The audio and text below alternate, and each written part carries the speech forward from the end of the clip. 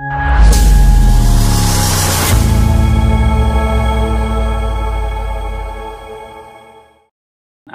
அறிஞர் இங்கர்சால் மிக அழகாக சொல்வார், குழந்தைகளுக்கு நம்ப கற்றுக் கொடுப்பதை விட சிந்திக்க கற்றுக் கொடுங்கள் என்கிறார்.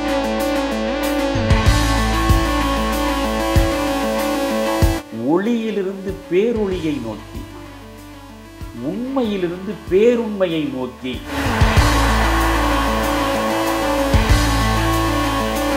சாக்ரடீஸ் சொல்கிறான், தன்னளவில் பரிசோதிக்கப்படாத வாழ்க்கை வாழ தகுதியற்றது என்கிறான்.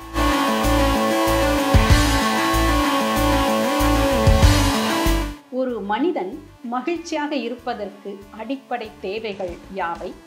பெரும்பாலானவர்கள் மகிழ்ச்சியே இல்லாமல் இருக்கிறார்கள். இதற்கு என்ன காரணம்?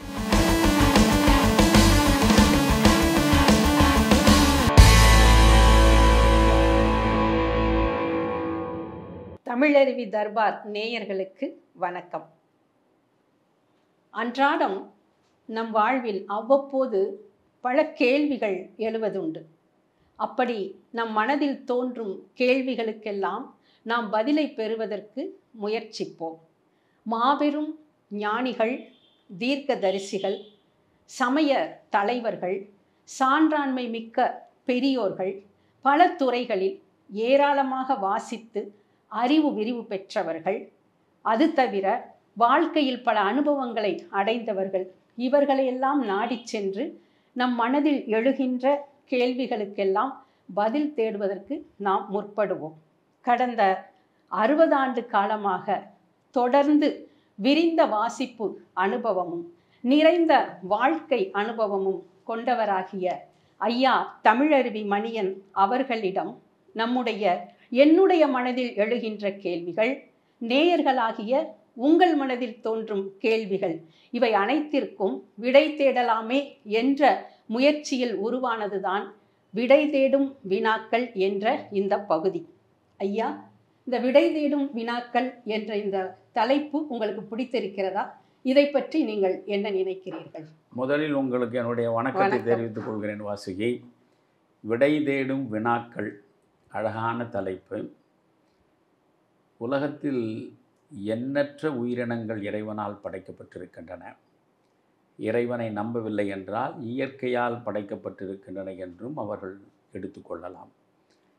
இந்த எண்ணற்ற உயிரினங்களில் சிந்திக்கும் ஆற்றலை பெற்றது மனித இனம் மட்டும்தான். சிந்திக்கும் ஆற்றல் மட்டும் மனிதர்களுக்கு இல்லை என்றால் விலங்குகளுக்கும் மனிதர்களுக்கும் வேறுபாடே இருக்க வாய்ப்பில்லை. நன்றாக யோசித்து பாருங்கள். 2000 ஆண்டுகளுக்கு முன்னாலேயே குதிரை இருந்திருக்கிறது, பல விலங்குகள் இருந்திருக்கின்றன. 2000 ஆண்டுகளுக்கு முன்னால் ஒரு குதிரை எப்படி ஓடியதோ, எப்படி மணலில் புரண்டதோ, எப்படி நீரை குடித்ததோ, மாறாமல் இன்றும் அதைத்தான் செய்து கொண்டிருக்கிறது. குதிரை என்றில்லை, எல்லா விலங்குகளும் எல்லா பறவைகளும் அவற்றின் நடவடிக்கையில் எந்த மாற்றத்தையும் மேற்கொள்வதில்லை. ஆனால் மனிதன் மட்டும் மாறிக்கொண்டே இருக்கிறான். 2000 ஆண்டுகளுக்கு முன்பு இருந்தார் போல என்பதல்ல, நேற்று இருந்த மனிதன் இன்று மாறுபடுகிறான். இந்த மாற்றம் மனிதர்களுக்கு மட்டுமே வந்து வாய்ப்பதற்கான அடிப்படை காரணமே சிந்திக்கும் ஆற்றல் தான். அதனால்தான் டெக்கார்தோ என்கிற மிகச்சிறந்த பொருளியல் நிபுணர் ஒரு வரி அழகாக சொன்னார், ஐ திங்க் தேர்ஃபோர் ஐ ஆம் என்று சொன்னார். ரொம்ப ஆழமாக யோசிக்க வேண்டியது.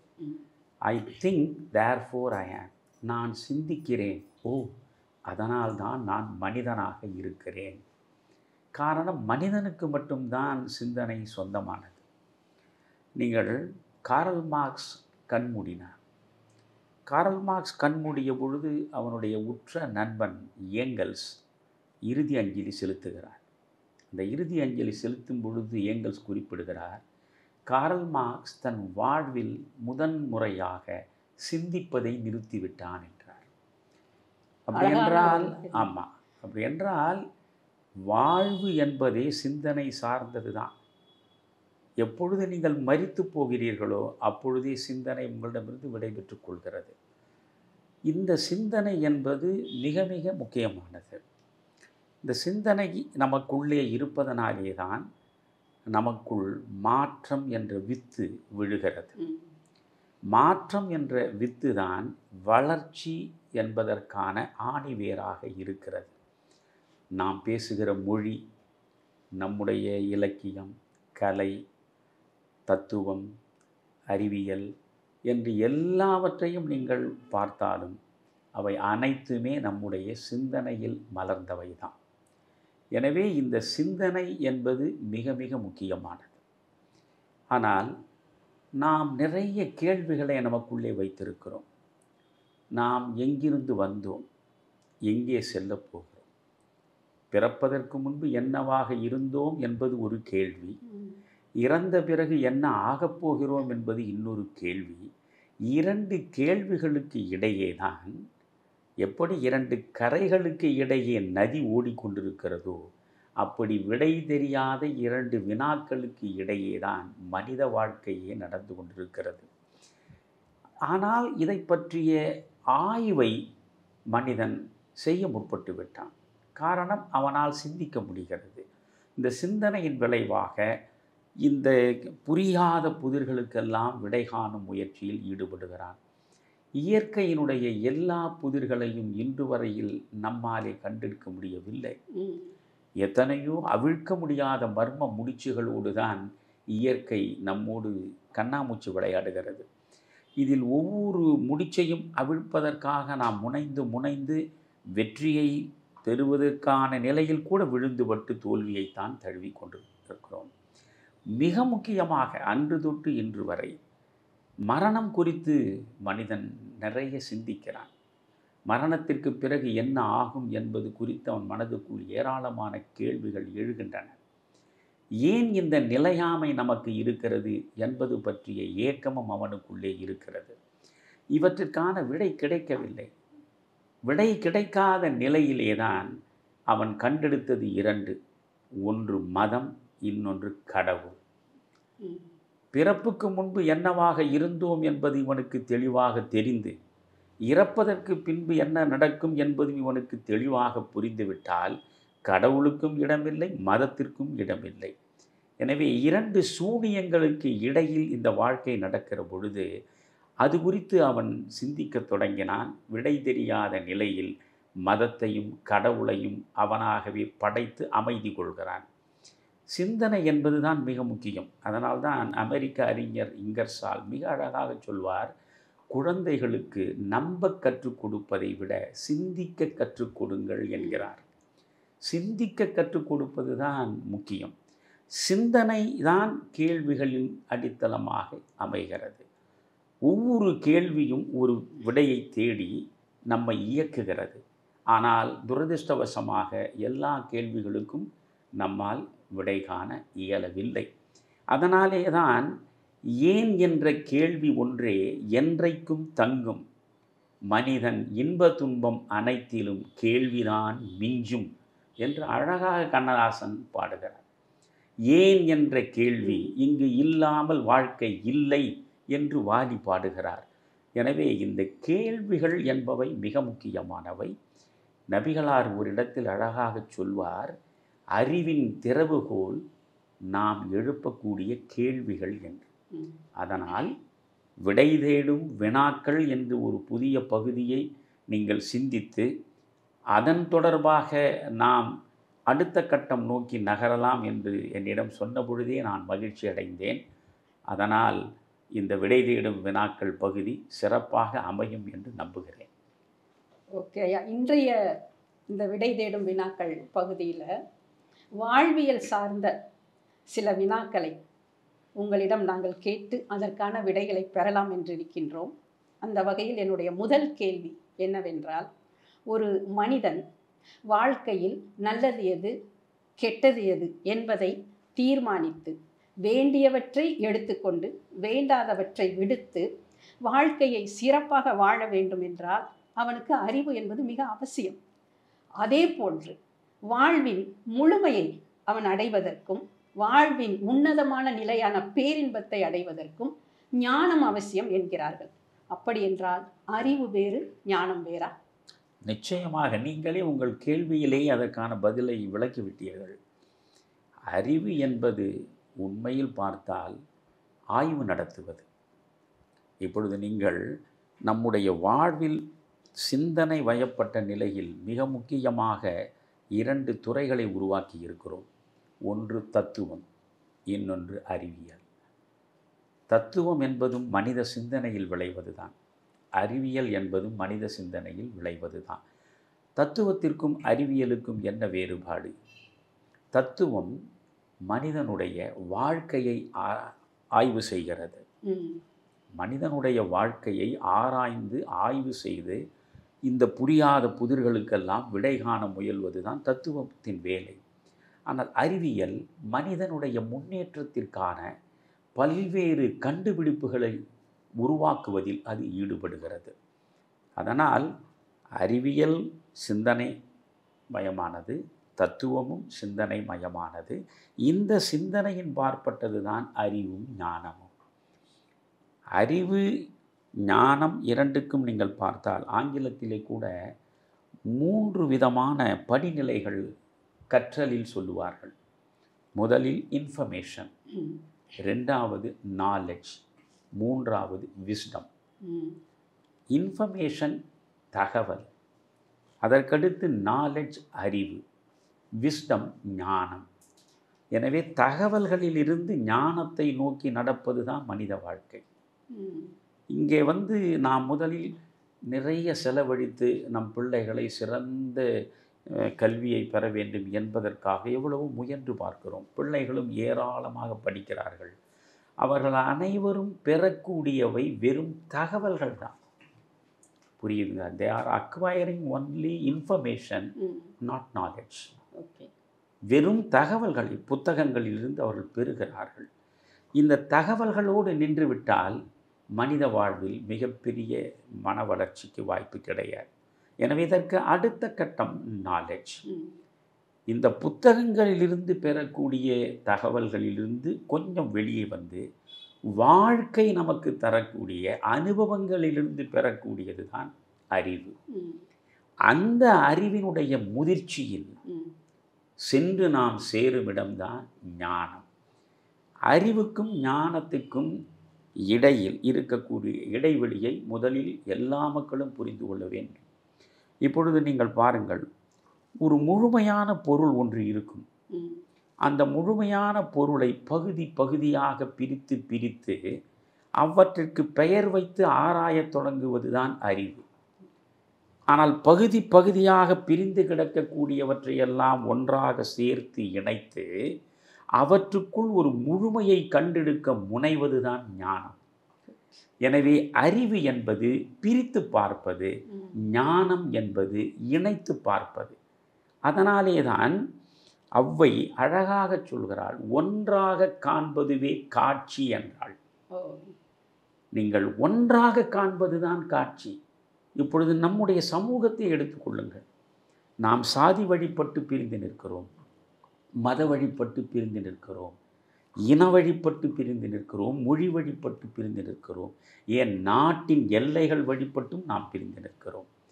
உலக மனிதர்களாக நாம் முன்னிணைந்து இன்று வரை இருப்பதற்கான முயற்சிகளை பெரிதாக முன்னெடுக்கவில்லை. இப்படி தனித்தனியாக பிரித்து வைப்பது எது? அறிவு.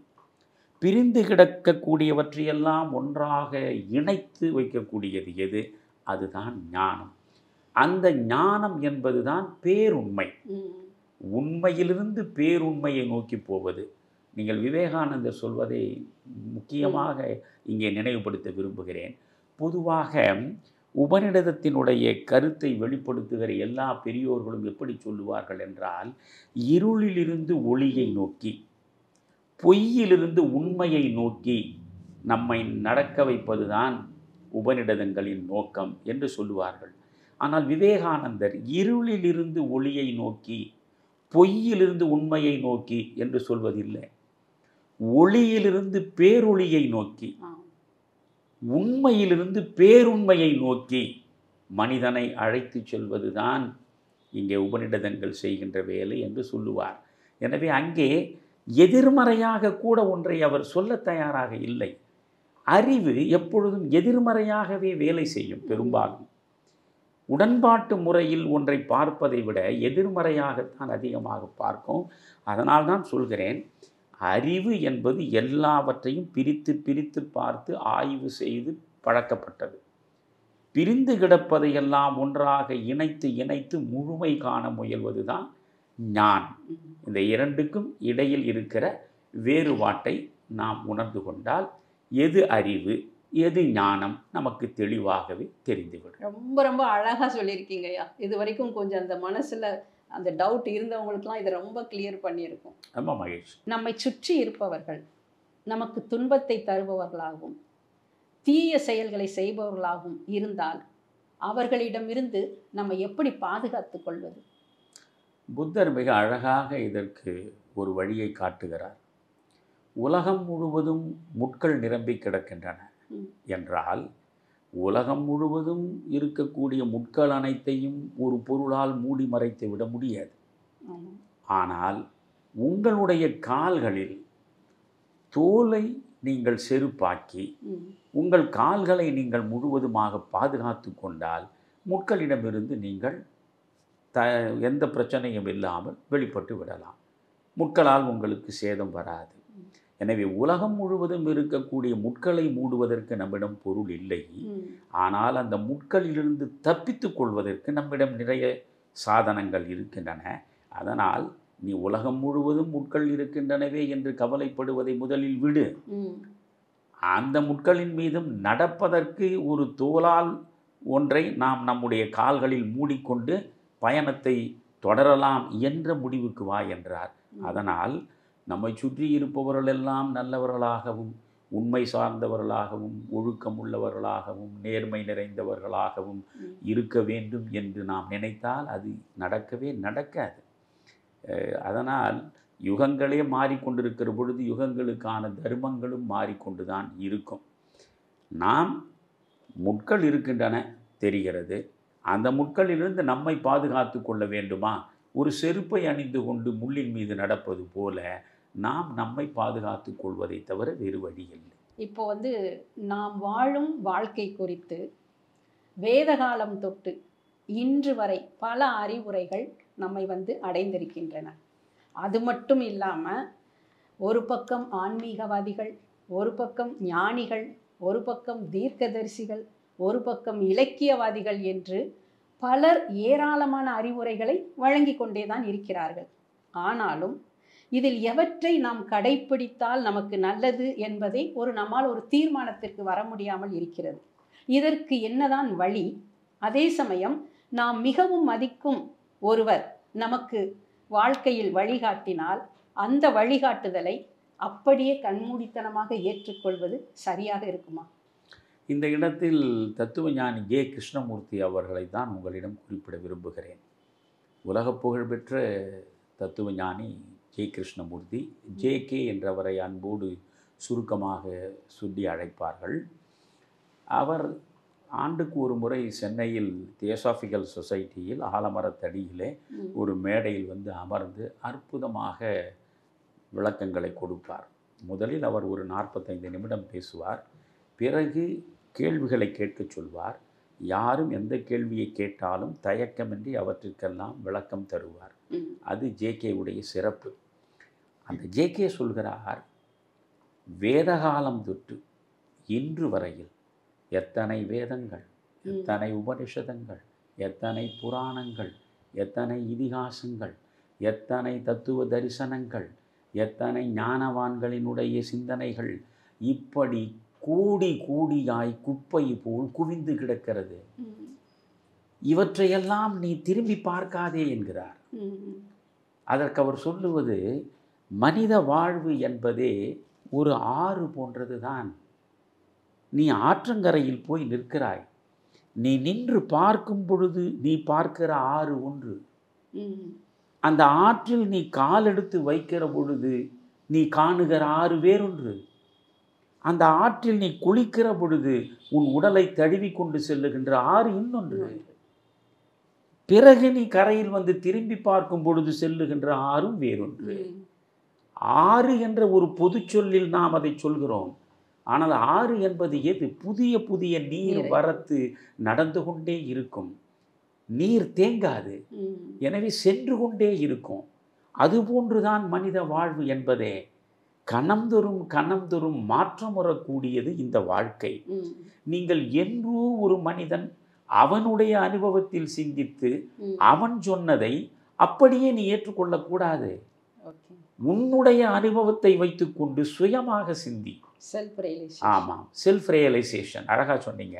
உன் அனுபவத்தை கொண்டு சுயமாக சிந்தி. ஏற்கனவே இருக்கக்கூடிய மூட்டைகளை முதுகிலே கட்டி கொண்டு பயணிக்காதே என்று மிக கடுமையாகவும் அதே நேரத்தில் மிக தெளிவாகவும் சொல்லுவார்.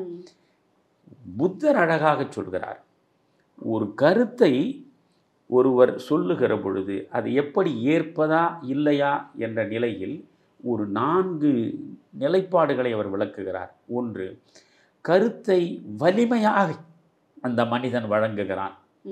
எனவே இந்த கருத்து சரியாகத்தான் இருக்கும் என்று நீ முடிவுக்கு வராதே.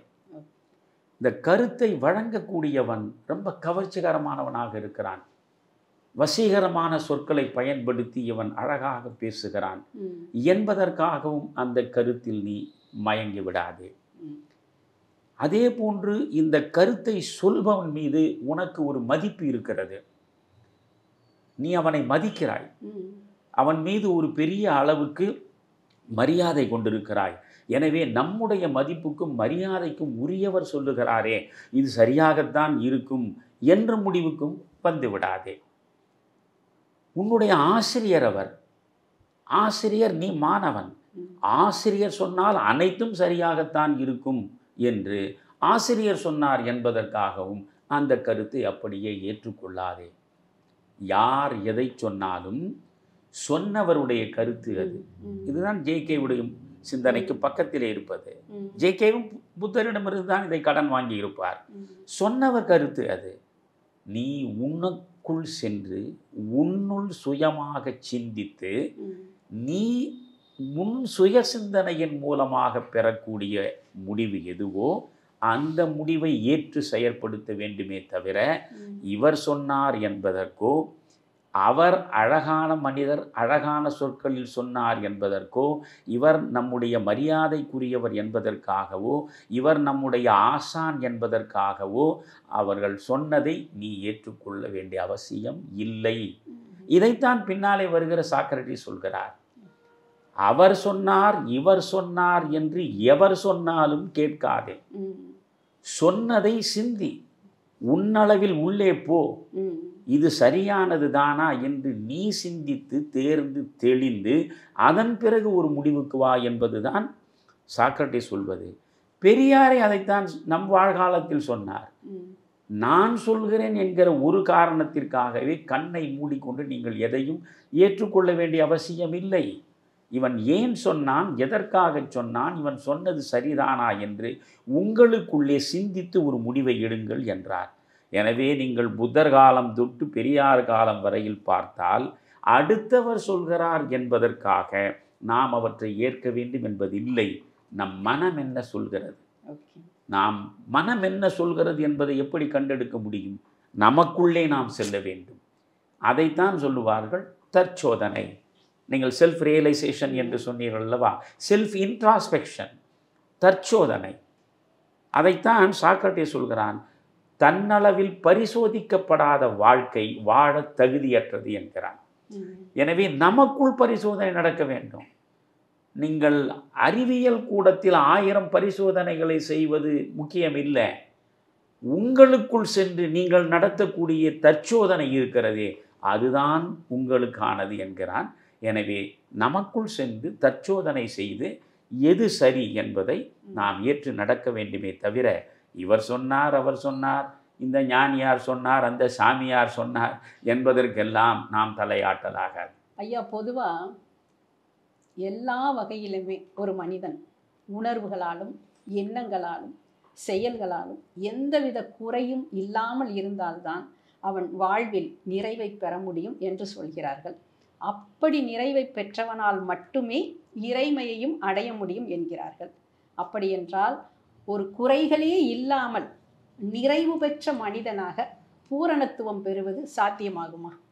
பூரணத்துவம் என்பது ஆங்கிலத்தில் பெர்ஃபெக்ஷன் என்று சொல்கிறோம். ம். பூரணத்துவம் இல்லாத நிலை என்பது இம்பெர்ஃபெக்ஷன் ம். என்றும் சொல்கிறோம். பூரணத்துவத்தை யாராலும் இந்த மண்ணில் அடைய முடியாது. ம். ஜென் புத்தம் இருக்கிறது. புத்தத்தின் ஒரு பிரிவாக இருப்பது. இன்றைக்கு ஜப்பானியர்களுடைய வாழ்வியல் முறையில் மிகப்பெரிய செல்வாக்கை செலுத்துவதே ஜென் சிந்தனைகள் தான். அந்த ஜென் புத்தம் சொல்கிறது பூரணத்துவம் என்பதே பொய்த்தோற்றம் என்கிறது. ம். பூரணத்துவம் என்பது பொய்த்தோற்றம் என்பதை முதலில் நீ புரிந்து கொள். காரணம், இயற்கை இருக்கிறதே, ம். நிறை குறைகளில் நிறையை காண்பதுதான் இயற்கையினுடைய அடிப்படையே. ம்.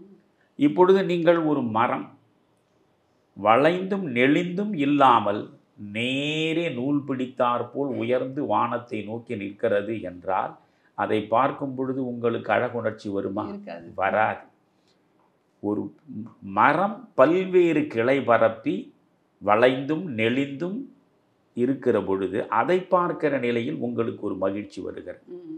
ஒரு மலை நீண்டு கிடந்தால் அதில் எந்த கவர்ச்சியும் கிடையாது. அந்த மலையும் வளைந்தும் நெளிந்தும் மேடும் பள்ளமுமாக இருக்கிற பொழுது ம். அது தருகிற தோற்றம் நமக்கு ஒரு மகிழ்ச்சியை தருகிறது. ம். நதி பிறந்த இடத்திலே இருந்து கடலில் கலக்கிற கடைசி நொடி வரையில் ஒரே நேர்கோட்டில் நடப்பது கிடையாது.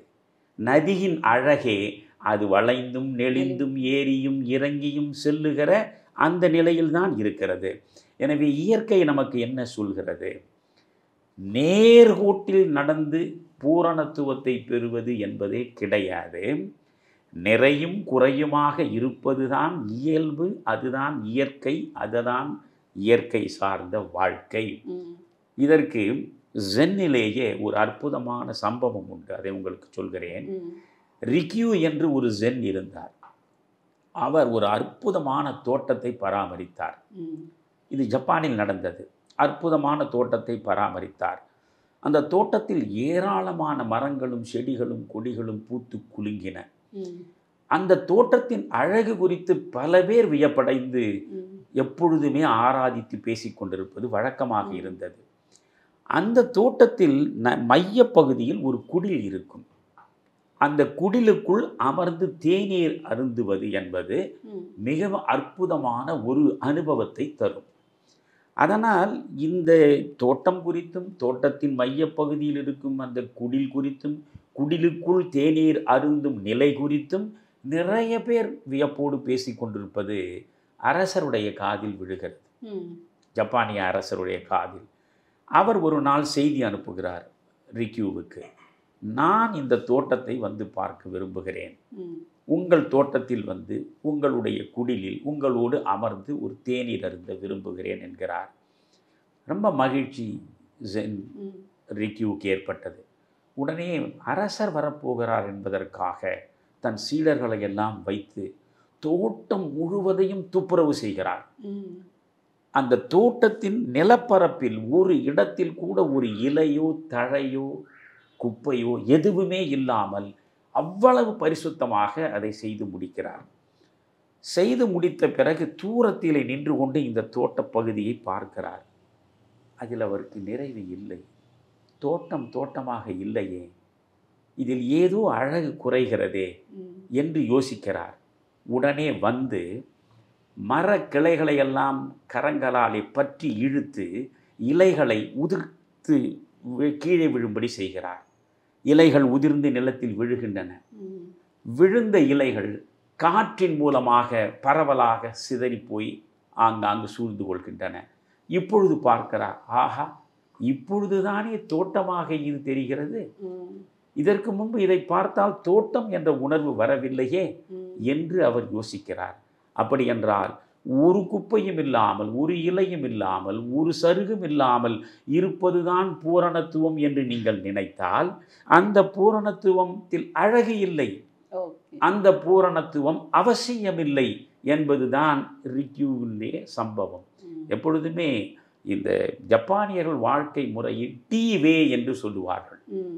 தேநீர் வழி. அந்த குடிலில் போய் அமர்ந்து தேநீர் குடிப்பதை பற்றி ஒரு ஜென் வாசகமே உண்டு. ம். You try to live with your tea என்பது. ம்.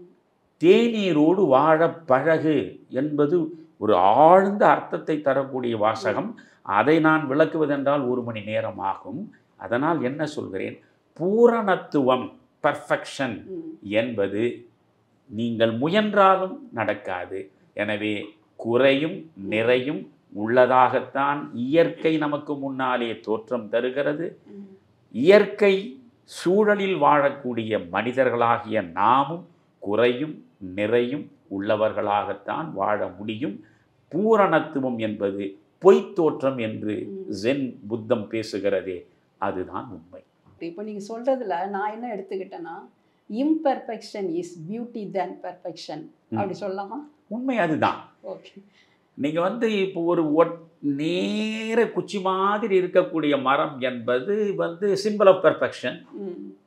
But there is no beauty. ஆனால் அந்த கிளையும் கொப்புமாக பறந்தும் விரிந்தும் சூழ்ந்தும் இருக்கக்கூடிய ஒரு மரம், அந்த மரத்தை பார்க்கிற பொழுது உங்களுக்கு ஏற்படுவது மகிழ்ச்சி அல்லவா? அது it is not perfect, it is imperfect actually, but it represents real beauty. அதுதான். அதனால் குறை ஒன்றும் இல்லை கண்ணா என்று நாம் பாடலாம், ஆனால் குறையில்லாத வாழ்க்கையே மனிதர்களுக்கு வாய்ப்பது கிடையாது. இப்போ ஒரு மனிதன் சமூகத்தில் நல்லவனாக இருப்பதற்கும் கெட்டவனாக இருப்பதற்கும் அந்த சமூக சூழல்கள் தான் காரணம் என்று சூழலியல் ஆய்வாளர்களும் உளவியல் நிபுணர்களும் கூறுகின்றார்கள். அப்படி என்றால் ஒரு மனிதனின் நடத்தை பாதிக்கப்படுவதற்கு அவன் வாழும் சூழல்தான் காரணம் என்பதை நீங்கள் ஒத்துக்கொள்கிறீர்களா? இல்லை, பரவலாகவே சூழலியல் ஆய்வாளர்கள், ஏன் இன்னும் சொல்ல போனால் உளவியல் அறிஞர்கள் கூட ஒரு மனிதனுடைய வாழ்வை நிர்ணயிப்பது அவன் சார்ந்திருக்கக்கூடிய சுற்றுப்புறச் சூழல் என்று தான் தெளிவாக சொல்கிறார்கள். நான் உங்களை பார்த்து கொண்டு கேட்கிறேன், சாக்கடை நீர் ஓடுகிறது, ஓடுகின்ற சாக்கடை நீரில் கரும்பு விளைகிறது. அழுக்கு படிந்த சாக்கடை நீரில் விளையக்கூடிய கரும்பு அதே மாதிரி சேரும் சகதியமாக அழுக்கு படிந்த சாக்கடை நீரில் விளையக்கூடியதாக ஒரு பாகல் கொடி அல்லது ஒரு மலர் செடி என்றே வைத்துக் கொள்ளுங்கள். இந்த அழுக்கு படிந்த சாக்கடை நீரை பயன்படுத்தி கொண்டு வளர்கிறதே அந்த கரும்பு தன் இனிப்பை இழக்கிறதா? இல்லை. பாகற்காய் தன் கசப்பை துறக்கிறதா? இல்லை. மலர் தன்னுடைய மனத்தை வெளிப்படுத்தாமல் இருக்கிறதா? மலர் அதே மனத்தை தான் தருகிறது, பாகற்காய் அதே இயல்பில் தான் கசப்பை தருகிறது, கரும்பு தன்னிலை மாறாமல் தன்னியல்போடு தான் இனிக்கிறது. எனவே சூழல்களால் ஒரு கரும்பு கெடுவதில்லை, ஒரு பாகல் கெடுவதில்லை, ஒரு மலர் கொடியோ மலர் செடியோ கெடுவதில்லை, மனிதன் மட்டும் கெட்டு போகிறான். காரணம் என்ன தெரியுமா? மனிதனுக்கு மட்டும்தான் மனம் இருக்கிறது. மனம் இருப்பதனாலே தான் மனிதன், மண் பிளஸ் இதன் என்பதுதான் மனிதன். மனம் நமக்கு இருக்கிறது. அந்த மனம் ஒழுங்காக இல்லாததனாலே தான் நாம் தவறி செல்கிறோம். அந்த மனத்தை நெறிப்படுத்தி வைத்து கொண்டால் நம்முடைய வாழ்க்கையை முறையாக நாம் கொண்டு போக முடியும். எனவே சூழலியல் நம்மை பாதிப்பது உண்மைதான். ஆனால் அந்த பாதிக்கக்கூடிய சூழலியல் என்னை பாதித்து விடாமல் பார்த்து கொள்வதற்கு நான் என்ன செய்ய வேண்டும்? என் மனதை நான் ஒழுங்காக வைத்து கொள்ள வேண்டும். அதனாலே தான் மனம் குறித்தும் அந்த மனம் எண்ணங்களற்ற நிலையை நோக்கி நடக்க வேண்டும் என்பதற்காக தியானம் குறித்தும், எண்ணங்கள் அற்ற நிலையில் மனம் அற்றுப்போகும், மனம் அற்றுப்போகிற நேரத்தில் நீங்கள் இறைமையோடு இரண்டர கலக்கக்கூடிய மெய்ஞானம் வாய்க்கும் என்றெல்லாம் பேசுகிற அவற்றை பற்றி இப்பொழுது நாம் விரிவாக பேச வேண்டாம். சூழலியல் நிச்சயமாக பாதிக்கும்.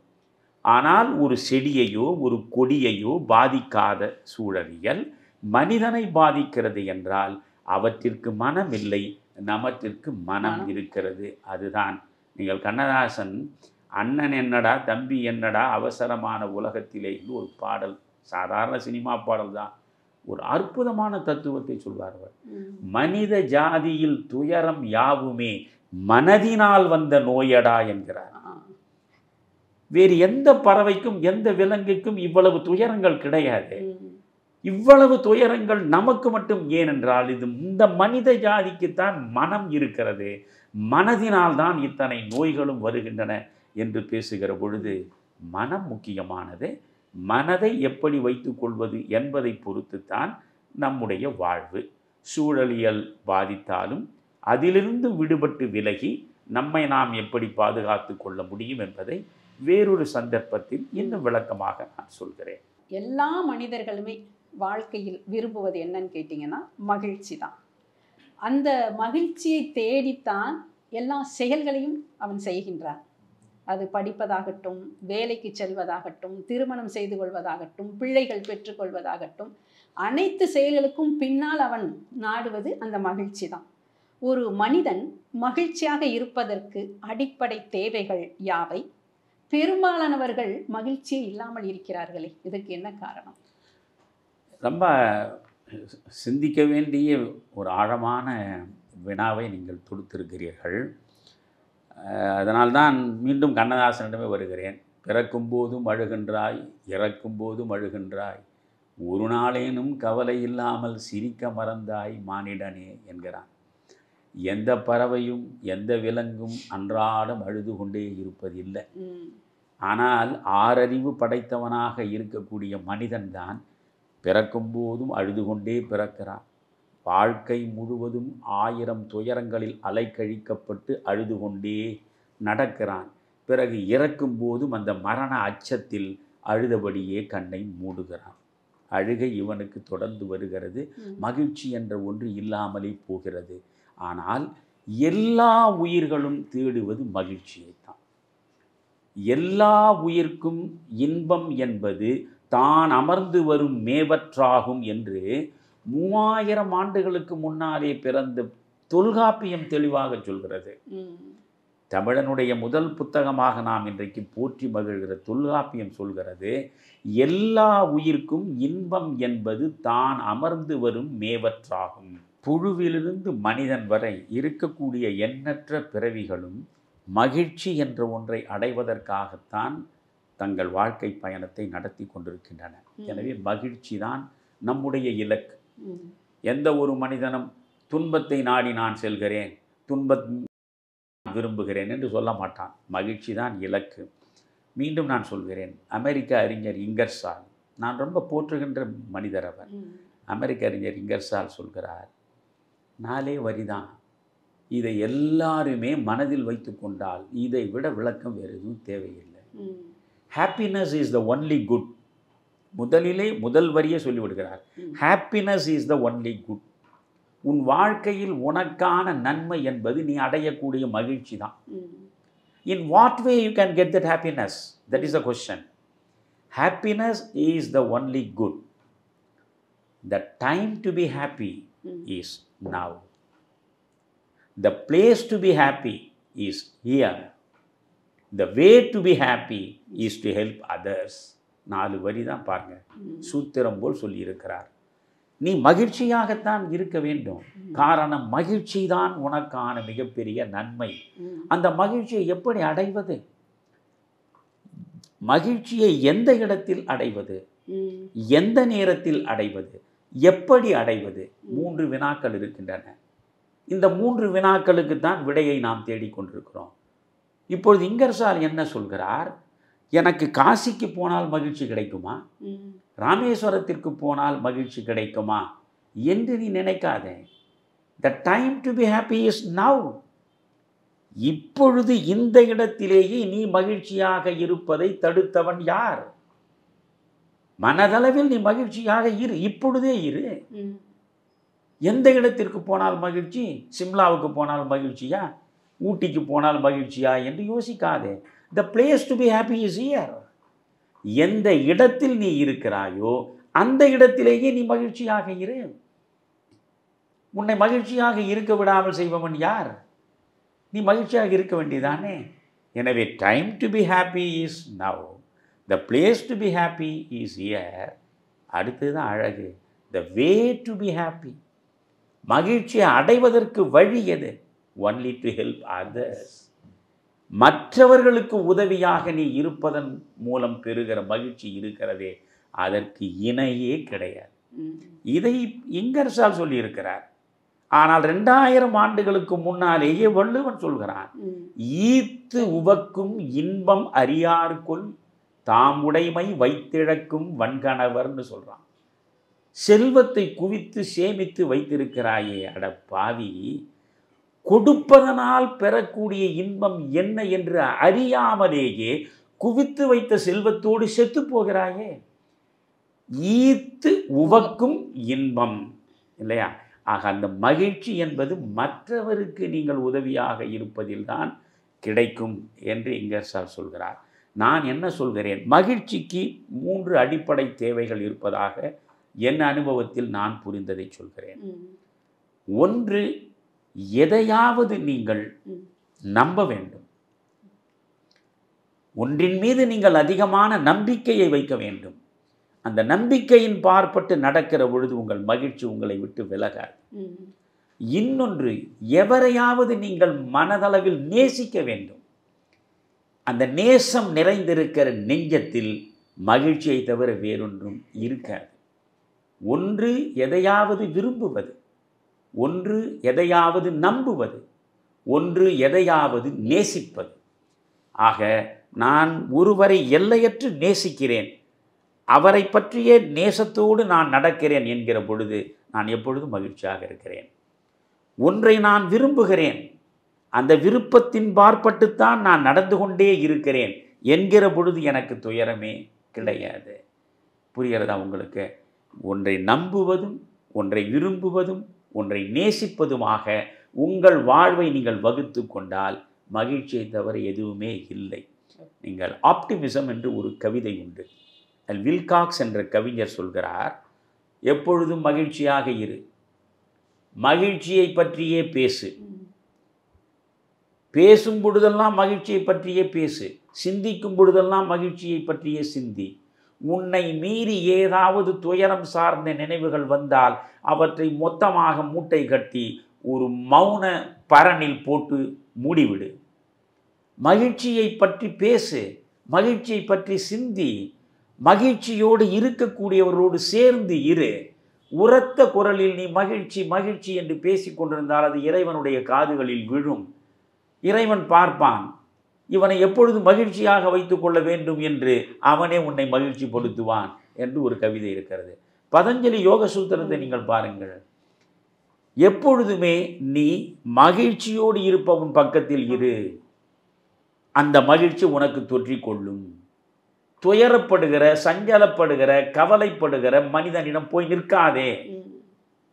புரிகிறதா? அதனால் நான் மகிழ்ச்சியாக இருக்க வேண்டும் என்றால் முதலில் மகிழ்ச்சியான சூழலில் மகிழ்ச்சியோடு இருக்கக்கூடிய மனிதர்களுக்கு நடுவில் நான் இருக்கிற பொழுது மகிழ்ச்சி என்னை விட்டு மறையாது.